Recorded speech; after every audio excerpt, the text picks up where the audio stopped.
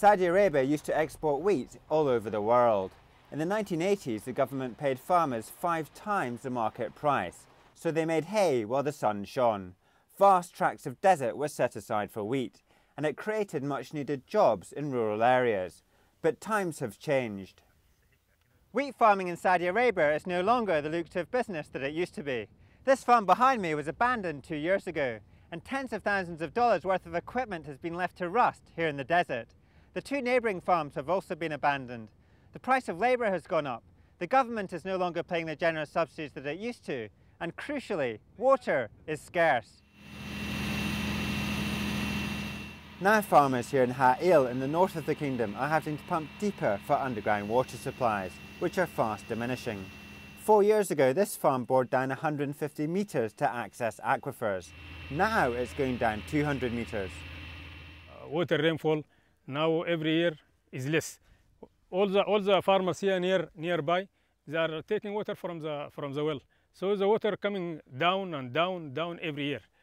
If the condition continue like that, every day, every year we are facing a shortage of water. Maybe in 2015 we are not going to find water in the soil. And 2015 will be the last year in which Saudi Arabia grows wheat. Production will be phased out gradually over the next 8 years. The government has been discouraging farmers from growing wheat since the 1990s.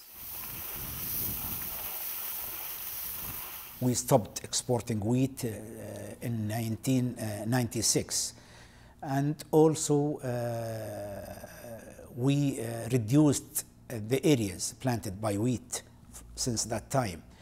And also the price of wheat has been reduced gradually, and now the price paid by the government to wheat farmers is less than the international price.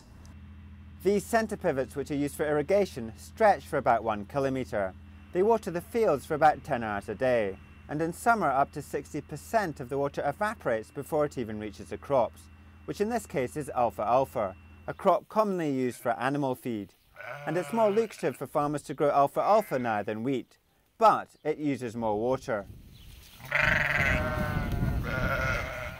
For the last few years, they have raised the issues of water. So everybody panic. We have to kill all the farmers. I mean, killing them by killing the business of the farming. So they have squeezed, the only tools they have is they have squeezed the wheat. We have to stop the wheat.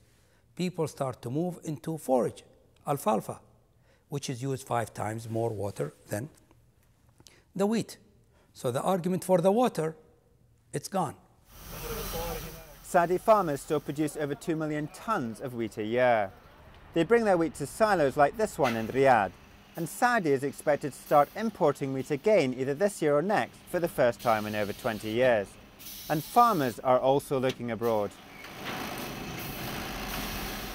In Sudan, they have the water, and they have the land, and they have the peoples to work.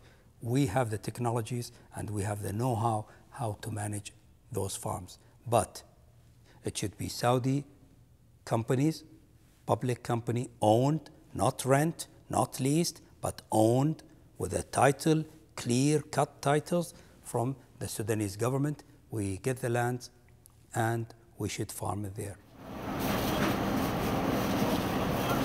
This is Arabic bread, which is a staple of the Saudi diet.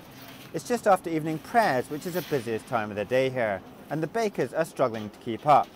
With a rapidly growing population, demand for both water and bread is increasing. Saudi has been forced to choose between whether it wants to grow wheat or conserve water. And it's only a matter of time before these bakers start using more imported wheat.